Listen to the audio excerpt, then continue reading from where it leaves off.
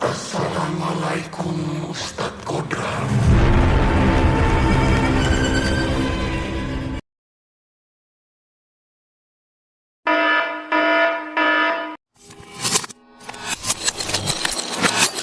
Terlihat Kodrat yang sedang menahan dan mengikat Alif anaknya di tempat tidur.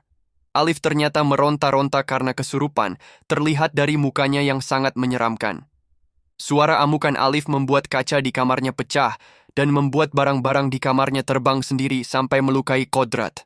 Kemudian dia terbang dan bersumpah atas nama iblis, lalu menghempaskan Kodrat yang membuat dia terpental sampai merusak pintu kamarnya. Demi iblis, aku bersumpah dan bersiksa atas rasa salahmu. Setelah itu dia menghampiri Alif. Alif pun sadar lalu meminta tolong. Tiba-tiba dia kesurupan lagi, lalu memutar di hadapannya langsung. Seketika Kodrat pun menangis menjerit keras.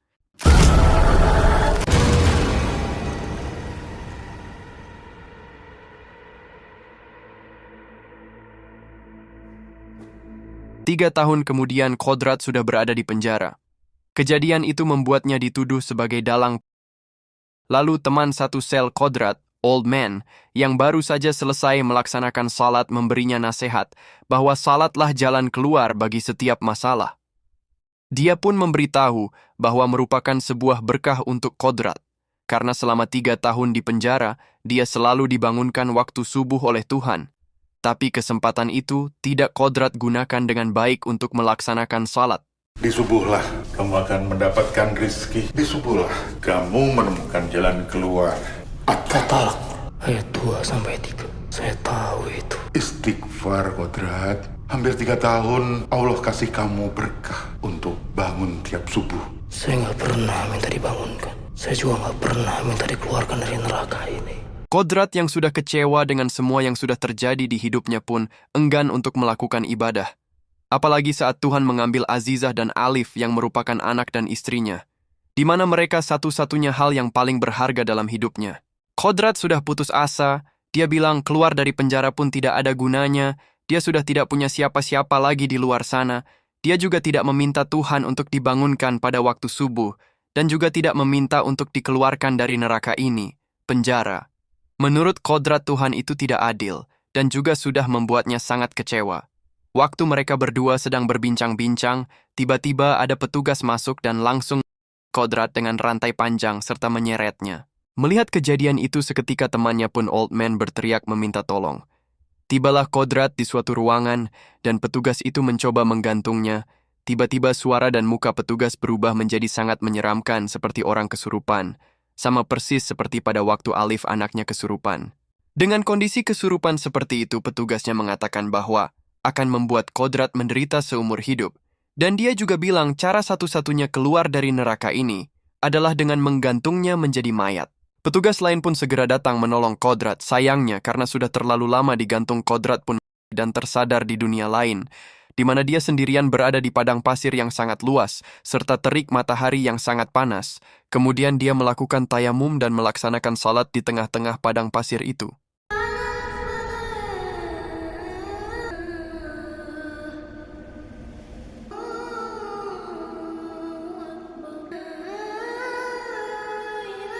Pada saat selesai berdoa, tiba-tiba datang angin kencang dan sinar matahari yang sangat terang.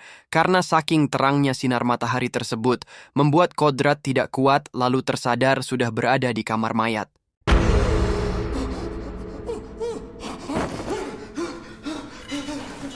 Kemudian dia menaiki bis lalu melakukan perjalanan ke pondok pesantrennya dulu.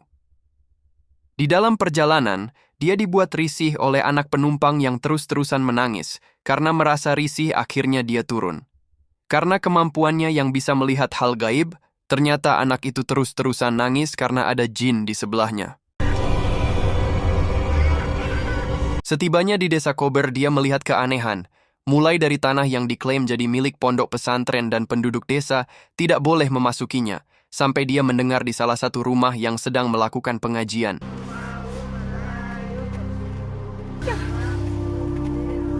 Di dalam rumah itu terlihat Yasmin mendekati Tanti selaku pemilik rumah dan menanyakan kabar kondisi anaknya Jihan yang sedang sakit karena hal gaib. Maksud dari Yasmin yang sebenarnya adalah ingin menagih hutang almarhum suaminya ke Tanti untuk bayaran SPP anaknya yang belum dibayar sampai 3 bulan. Mendengar itu, Tanti langsung memotong omongan Yasmin sambil sedikit marah. Kemudian tiba-tiba anaknya Jihan yang dipasung meronta-ronta. Bukan hanya meronta-ronta, dia juga ke kayu pasungnya sampai. Setibanya di pesantren, Kodrat disambut tidak baik oleh beberapa orang di situ. Beruntung ada Jafar yang masih mengenalnya.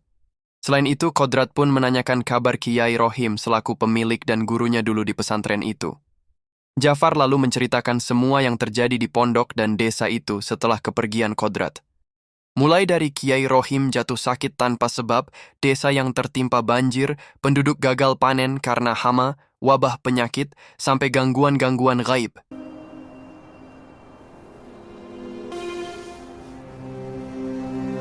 Beralih ke scene lain. Terlihat Yasmin dan Alif sedang berbincang-bincang. Saat Yasmin menyuruh Alif masuk kamarnya untuk tidur, terdengar suara Alif seperti sedang berbicara dengan seseorang. Kemudian Yasmin mengeceknya, ternyata dia sedang berbicara dengan lemari. Saat Yasmin bertanya apa yang sedang Alif lakukan, Alif menghalu bahwa dia sedang bermain dengan ayahnya yang sudah meninggal di dalam lemari. Tak lama kemudian, Asha, anak pertama Yasmin, baru pulang dari sekolahnya larut malam. Kemudian Yasmin bercerita tentang keanehan Alif yang ngomong sendiri dengan lemari. Asha yang tidak percaya dengan hal-hal gaib seperti ibunya membantah apabila ibunya sudah membahas tentang hal-hal mistis seperti itu. Dari dalam kamar Alif mendengar obrolan ibu dan kakaknya, kemudian kursi roda Alif berjalan sendiri menuju lemari itu, dan lemari pun terbuka secara perlahan. Waktu Yasmin dan Asha sedang seru-serunya berdebat, tiba-tiba suara benda jatuh terdengar dari kamar Alif. Mereka pun langsung panik dan mengeceknya, dan sudah mendapati Alif yang pingsan di depan lemari. Keesokan harinya, Asha yang akan pergi ke sekolah menyempatkan waktu untuk merawat Alif terlebih dahulu. Kemudian Yasmin pun datang dan sedikit berbincang dengan Asha untuk meminta maaf atas kejadian semalam. Sebelum Yasmin meminta maaf, Asha langsung memotong percakapan tersebut dan membiarkan dirinya dulu yang meminta maaf kepada ibunya. Belum lama, kakaknya pergi untuk berangkat sekolah, tiba-tiba dia sadar lalu langsung menanyakan lemarinya. Sarapan yang sudah dimasakkan untuknya pun dia lempar dan tidak mau memakannya. Nih, makan yuk. Kita. Malam pun tiba. Asha yang sedang menutup jendela kamar dikejutkan oleh ibunya yang panik mencari-cari Alif karena tidak ada di kamarnya.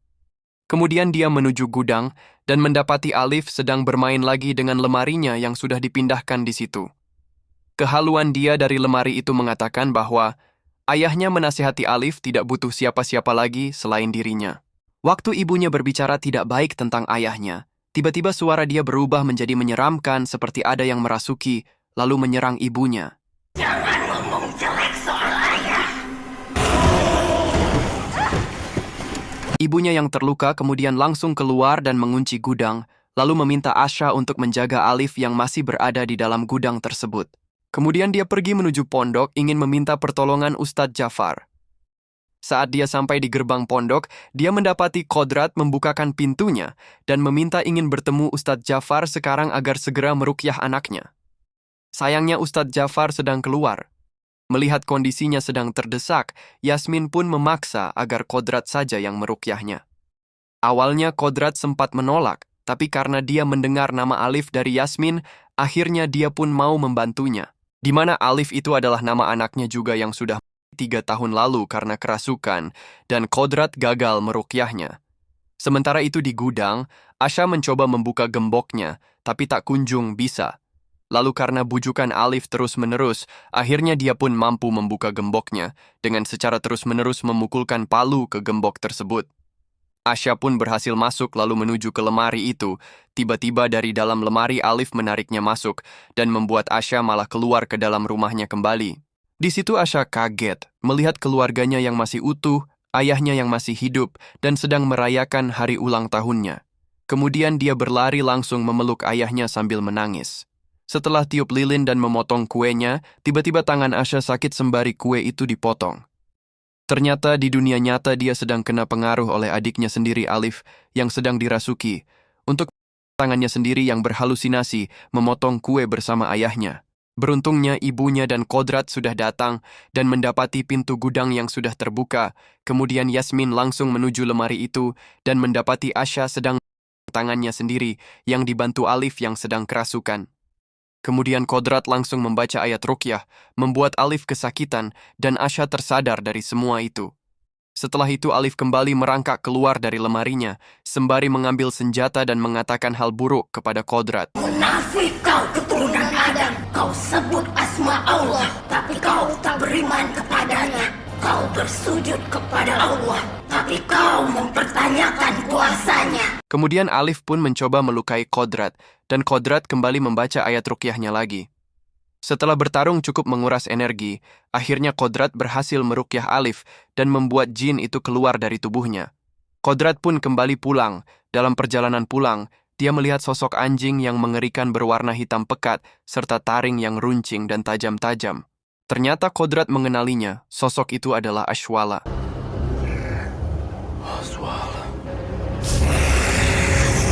Tiba-tiba dari depan muncul sosok anaknya yang sudah meninggal, itu membuat Kodrat kaget. Lalu karena itu dia terjatuh dari tebing. Melihat lampu di rumahnya berkedip dan bergoyang seperti gempa, Yasmin dan Asha panik lalu segera menuju ke kamar Alif. Benar saja ternyata Alif sedang kerasukan lagi. Dia sangat menyeramkan lalu akan menyerang ibu dan kakaknya. Melihat itu sontak kakak dan ibunya langsung keluar dari kamar untuk menghindari hal buruk terjadi. Di sela-sela itu muncul seseorang dari jendela rumah Yasmin. Ternyata dia utusan Ustadz Jafar yang akan membawa Alif untuk mengobatinya melalui terapi ruqyah. Saat rombongan Ustadz Jafar akan membawa Alif beserta keluarganya ke pondok, dari semak-semak tiba-tiba muncul Kodrat yang mencegah rombongan itu untuk membawa Alif. Kodrat bercerita bahwa Alif benar-benar dalam kondisi yang sangat berbahaya karena yang merasukinya itu adalah jin Ashwala, jin yang sangat jahat dan mengerikan. Namun tetap saja Ustadz Jafar menolaknya karena meruqyah warga desa sudah menjadi tanggung jawabnya selama ini. Keesokan harinya Kodrat yang sedang berbincang dengan Asha sembari berjalan kaki keliling desa, didekati oleh Bapak Jihan yang sedang menenangkan istrinya pasca kematian Jihan anaknya itu. Dia langsung marah-marah ke Kodrat tanpa Kodrat tahu alasannya yang jelas. Dia juga berbicara bahwa Kodrat adalah sekutu Ustadz Jafar yang membantu meruqyah anaknya Jihan karena menginginkan tanah kebunnya. Saat bapak itu memukul Kodrat, tiba-tiba Asha menjerit melihat Tanti istri bapak itu terjun dari tebing untuk melukai diri sendiri. Berarti kamu satu kroni sama Jafar. Bilang sama dia, anak saya sudah mati, jadi nggak ada yang perlu diruqyah lagi di rumah ini. Kalau Jihan masih hidup, tapi kalian tetap ambil tanah kebun kami, maka kami akan tetap mati kelaparan karena kami sudah tidak punya apa-apa lagi. Satu desa tahu, kalian pakai agama buat menuhi nafsu serakah. Setelah Alif sembuh di ruqyah, Kodrat langsung menegur Ustadz Jafar karena perbuatannya yang memeras penduduk desa dengan jasa ruqyahnya. Perdebatan pun terjadi. Setelah itu Ustadz Jafar mengusir Kodrat dari pesantren karena menurutnya dia sudah terlalu suci untuk tinggal di pesantren ini. Dapat imbalan apa kamu dari keluarga Yasmin? Uang atau tanah dari kebun mereka? Bulan dari warga mana lagi yang kamu dengar ini? Fitnah itu. Itu pemerasan namanya. Itu amal jariah Kodrat dari warga. Itu rampok. Mereka sendiri yang kasih. Kalau nggak dikasih, kamu akan tolong mereka, Far. Sama kayak anaknya Tanti. Kalau masalah Jihan itu cuma masalah waktu. Warga desa yang butuh bantuan itu ada banyak, Kodrat. Jadi siapa dulu rutarnya kamu tolong? Yang bisa bayar? Ya. Kalau masalah tanah dan kebun warga yang aku minta, itu untuk membangun pesantren yang baru. Masjid yang baru. Kamu sendiri kan yang bilang sama aku, kenapa pesantren sekarang jadi berantakan? Aku juga mau, Kodrat. Aku juga mau membuat pesantren ini hidup lagi. Percuma pesantren hidup lagi. Kalau warga di sekitar sini hidupnya kamu buat sengsara, Far. Sekarang mana yang lebih penting? Bangunan pesantren kita ini itu kemaslahatan hidup orang banyak. Jangan kamu ganggu tanah dan kebun keluarga Yasmin. Dan jangan pernah lagi kamu minta imbalan dari setiap jasa ruqyah yang kamu lakuin. Itu udah kewajiban kita, Far. Jangan bikin malu kayak Rohim. Kobar, kemasi barang-barang Ustadz Kodrat. Dia sudah terlalu suci untuk tinggal di pesantren ini. Scene beralih ke Alif dan Asha yang sedang bercanda. Saat Alif akan meminum air doa dari Ustadz Jafar yang diberikan oleh ibunya, tiba-tiba lampu mati, Alif pun menjerit ketakutan. Lalu Yasmin pergi ke gudang untuk menyalakan genset. Entah kenapa, 2 kali lampu neon yang dia bawa selalu mati. Saat Yasmin akan menyalakan lampu neon yang kedua kalinya, tiba-tiba Ashwala menyerangnya dan merasukinya.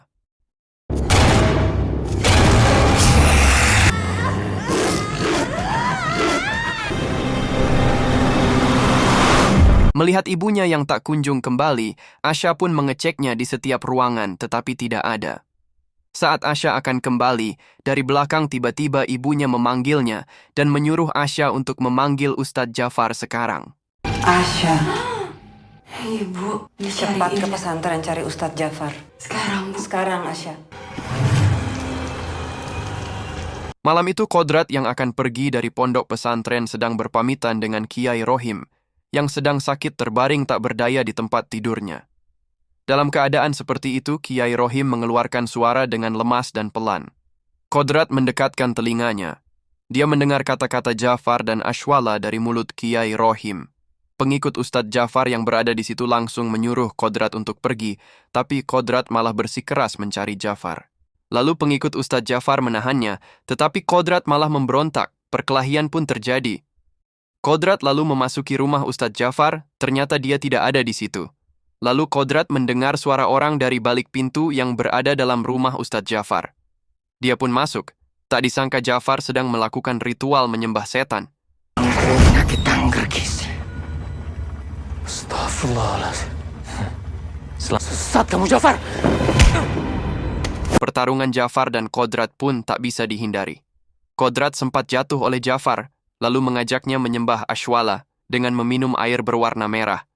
Kodrat sempat jatuh oleh Jafar, lalu mengajaknya menyembah Ashwala dengan meminum air berwarna merah.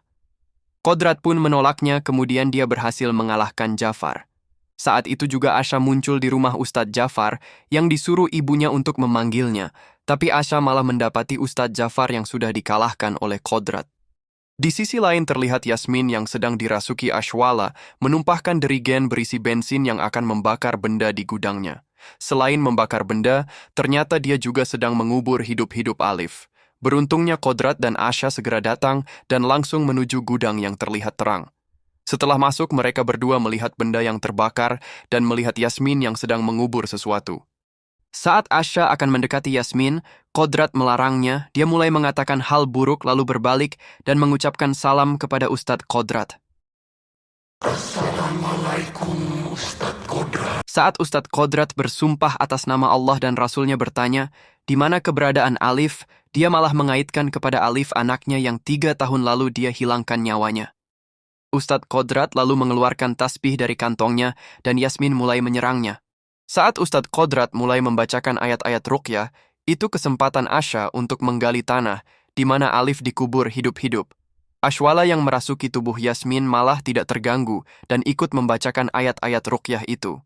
Ustadz Kodrat mengusapkan pasir ke mukanya, lalu dari atas Yasmin menjatuhinya. Saat Asya akan memukul ibunya dengan sekop, dia berubah menjadi sosok baik lagi. Namun itu hanya untuk mengelabuhi Asya dan kembali menjadi jahat lagi. Saat kedua kalinya Ustadz Kodrat membacakan ayat-ayat ruqyah ke Yasmin, dia tercekik sampai keangkat ke udara. Setelah Ashwala berhasil dikeluarkan dari tubuh Yasmin, mereka berdua pun jatuh ke bawah. Setelah Yasmin sadar, dia segera ingin menggali tanah di mana Alif terkubur. Lalu Ustadz Kodrat pun mendahuluinya. Saat Alif sudah ditemukan, ternyata itu adalah Alif anaknya yang sudah meninggal 3 tahun lalu. Melihat itu, Asya dan Yasmin ketakutan dan memperingatkan Ustadz Kodrat yang terpengaruh tipu daya Ashwala. Saat Ustadz Kodrat memeluknya sambil menyebut nama Allah, tiba-tiba dia tidak suka dan mendorong Ustadz Kodrat sampai terjatuh. Kemudian wajahnya berubah menjadi sangat menyeramkan. Ustadz Kodrat pun kembali membacakan ayat-ayat ruqyah dan berhasil mengeluarkan Ashwala dari tubuh Alif.